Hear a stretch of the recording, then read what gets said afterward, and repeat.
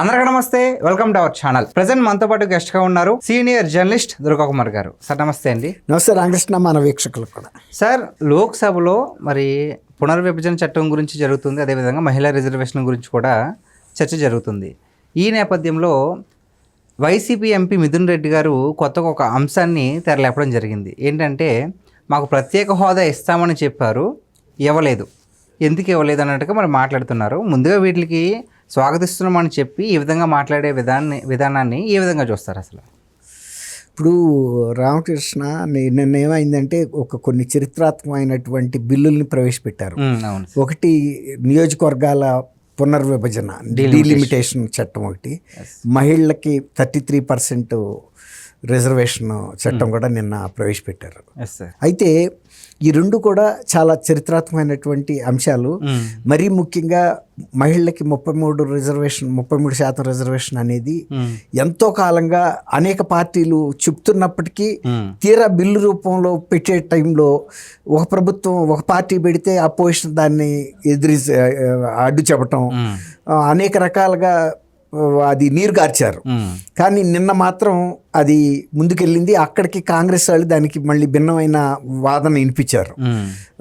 తర్వాత ఇప్పుడు మిథున్ రెడ్డి గారు మొన్న లోక్సభలో అమరావతికి చట్టబద్ధత కల్పిస్తూ పెట్టిన బిల్లుని వ్యతిరేకించడం ద్వారా వాళ్ళు ఒక స్ట్రాటజికల్గా ఒక తప్పు చేశాము అనే ఒక ఫీల్డ్లోకి అయితే ప్రజలందరూ వచ్చారు. అవును సార్. ఆ పార్టీ వాళ్ళు వచ్చారా అన్నది మనకి ఇంకా అర్థం కావట్లేదు. ఎందుకంటే అది వ్యూహాత్మకమైన తప్పు. అది చట్టరూపం కల్పించడం అనేది అమరావతికి చారిత్రక ఆవశ్యకత ఉంది. ఎందుకంటే గతంలో 2019లో వచ్చిన వైఎస్ఆర్సీపీ ప్రభుత్వమే అమరావతిని కాదని మళ్ళీ 3 రాజధానులు పెట్టింది. అందువల్ల దానికి ఒక చట్టబద్ధత కల్పించాలని ఫస్ట్ టైము ఏ రాష్ట్రానికి కల్పించని భద్రత ఆంధ్రప్రదేశ్ కల్పించాల్సి వచ్చింది. అలాంటప్పుడు ఒక పక్కనేమో అమరావతిని మేము వ్యతిరేకించట్లేదని రాష్ట్రంలో చెప్తున్నారు. కానీ మరి లోక్సభలోకి వెళ్ళేటప్పటికి వాళ్ళకి ఎందుకు ఆలోచనలో తేడాలు వస్తున్నాయో మరి తెలియదు. అంటే ప్రజలు పిచ్చోళ్ళనుకుంటున్నారు. అంటే అక్కడ మాట్లాడిన మాటలు వీళ్ళు చూడరని, వీళ్ళకి వినపడవని, వీళ్ళకి కనపడవని వాళ్ళు అనుకుంటున్నారు. కానీ దృశ్య రూపకంలో మొత్తం టెలివిజన్లో ఇవాళ ఒక సామాన్య మానవుడు చిన్న చిన్న వృత్తులు చేసుకునే వాళ్ళు కూడా పని చేసుకుంటానే టీవీలో చూస్తున్నారు అనేది వాళ్ళు గమనించాల. చేతిలో కూడా వచ్చేసింది. అదే అన్న, దానితోటి టీవీ మీరు అన్నట్టు సెల్ ఫోన్లో కూడా ఎదురుగా పెట్టుకుని చూసుకుంటా పని చేసుకుంటున్నారు ఏ వృత్తి వాళ్ళైనా. అలాంటి ఒక వ్యూహాత్మకమైన తప్పు చేసిన మళ్ళీ మిథున్ రెడ్డి నిన్న ఈ మాట మాట్లాడటం అంటే, ఈ 2 బిల్లుల్ని మేము ఆహ్వానిస్తున్నాము, కానీ గతంలో మాకు పునర్విభజన చట్టం 2014 ప్రకారం మాకు ప్రత్యేక హోదా ఇస్తామన్నారు, ఇవ్వలేదని పెట్టాడు. 2019 నుంచి 24 వరకు మరి వాళ్ళ ప్రభుత్వం ఉంది. ఆయన మోడీ గారికి దత్తపుత్రుడు అన్నంత పేరుంది. తర్వాత బీజేపీ పెట్టిన ప్రతి బిల్లుని బేషరతుగా వీళ్ళు మద్దతు ఇచ్చారు. మరి అలాంటప్పుడు వీళ్ళకి రాష్ట్రానికి సంబంధించి ఉన్న ఏకైక పని అదే కదా, ప్రత్యేక హోదా. అది ఎందుకు అడగలేదు? ప్రత్యేక హోదా అడిగితే మోదీ గారు దత్తపుత్రుడికి ఆ మాత్రం సహాయం చేయలేకపోయాడా? ఆయన అడిగిందల్లా ఎంతసేపు ఆయన మీద ఉన్న ఈడీ కేసులు, విజిలెన్స్ కేసుల్ని చర్య తీసుకోకుండా వాయిదా వేయించుకోవడానికి ఉపయోగించుకున్నాడు అనేది అందరూ చెబుతున్నారు.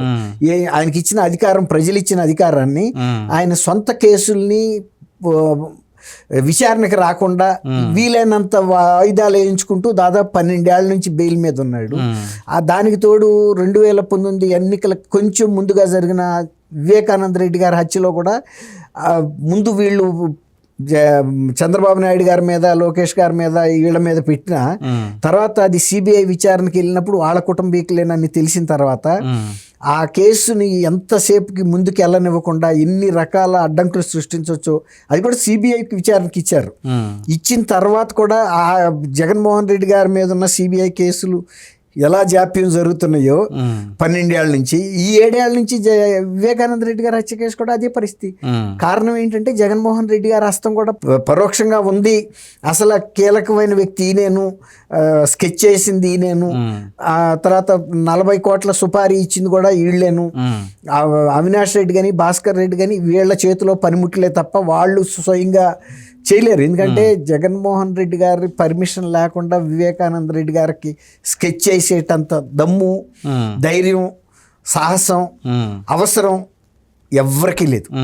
ఎందుకంటే వివేకానంద రెడ్డి గారు షర్మిలకి సపోర్ట్ చేస్తున్నాడు. షర్మిల ఎట్టి పరిస్థితుల్లోనూ రాజకీయాల్లో రాకూడదు, ఏ పదవిలోనూ ఉండకూడదు, ఉంటే తన ప్రాధాన్యత తగ్గిపోద్ది అనేది జగన్మోహన్ రెడ్డి గారికి ఒక అభద్రతా భావం ఉంది.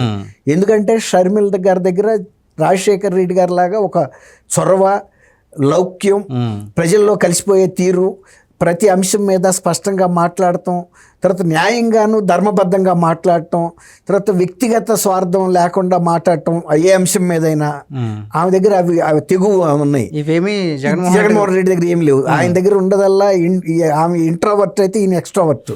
ప్రతిదీ అన్ని మీమాంసలో పడతాడు. ప్రతిదీ దాంట్లోనూ ఆర్థికంగా తనకేం లబ్ధి కలుగుతుందని చూస్తాడు. అది రాజకీయ నాయకుల్లో ఎంతో కొంత ఉండటం చూసాం, కానీ 100% ఉండటం జగన్మోహన్ రెడ్డి గారిలో. ఇప్పుడు చెన్నారెడ్డి గారు ఏమనేవాడంటే ఆయన బాగా కరప్ట్ అని ఆ రోజుల్లో పేరు చెన్నారెడ్డి గారు. అయితే ఆయన ఏమనేవాడంటే అన్నం పెడుతున్నప్పుడు ఆ మెతుకులు చేతికి అంటిని దాని గురించి మీరు ఎందుకు మాట్లాడతారనేవాడు లౌక్యంగా. అంటే నే పెట్టిన అన్నం ఎక్కువ కానీ పట్టేడు అన్నం పెట్టా కదా, నా చేతికి అంటిన 10 మెతుకులు ఎందుకు చూస్తారు మీరు? స్టేట్మెంట్ ఇచ్చారు, డైరెక్ట్ చెప్పాడు. అది నాకు అందుతున్నది నా చేతిలోంచి పట్టేడు అన్నం వెళ్తుంది అందరికి. ఎంతమందికి పెట్టినా ఆ 10 మెతుకులే కదా ఉంటాయి నా చేతికి, దాన్ని ఎందుకు మీరు చూస్తారని లౌక్యంగా అనేవాడు. గుప్పుడు అంత అన్నం ఇంకొకరికి వెళ్తుంది కదా, అది ఎందుకు చూడరు అనేవాడు. అది ఎట్ట కాదు, ఈ గుప్పుడు కూడా తన్నే తినే. జగన్మోహన్ రెడ్డి గారిలో ఉన్న స్పెషాలిటీ ఏంటంటే ఆ గుప్పుడు మెతుకులు కూడా అడిగి పెట్టరు.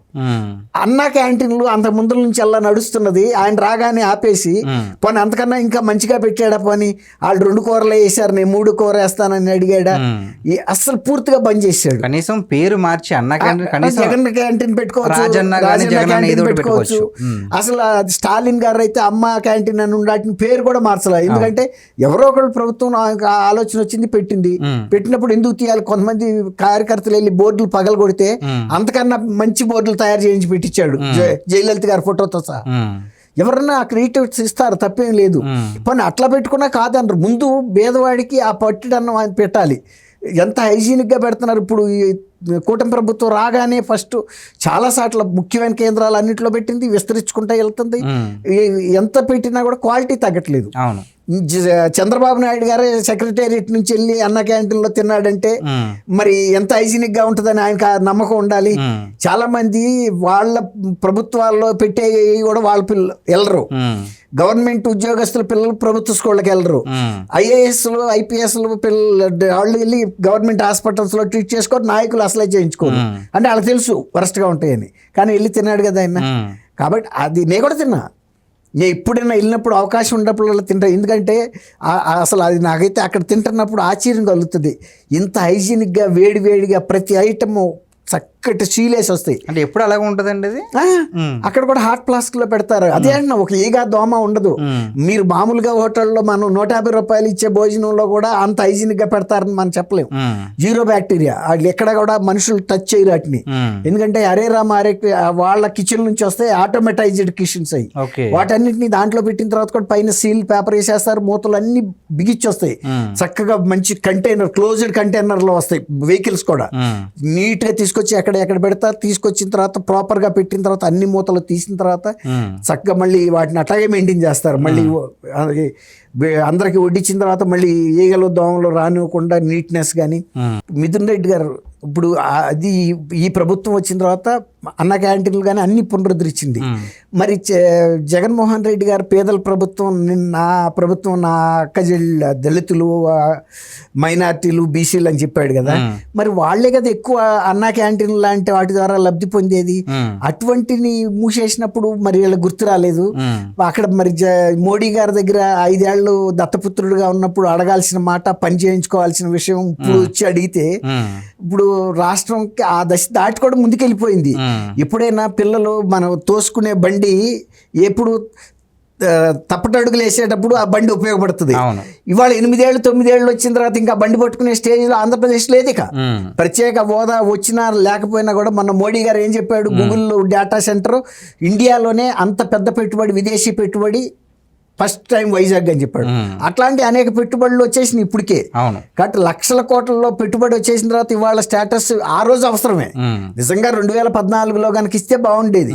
19లో ఈయన తెచ్చుకున్నా బాగానే ఉండేది. వాళ్ళు ఆ రోజు ఏం చెప్పారంటే మేము కొన్ని వెనకబడిన ప్రాంతాలకి స్పెషల్ ప్యాకేజ్ ఇస్తామన్నారు, స్పెషల్ స్టేటస్ ఇవ్వడానికి చట్టపరమైన అడ్డంకులు ఉన్నాయి అన్నారు. సరే వీళ్ళు కూడా ఆలోచించుకుని ఎట్టగొట్ట కొంత సాయం తీసుకుని ముందుకెళ్దాం అనుకున్నారు.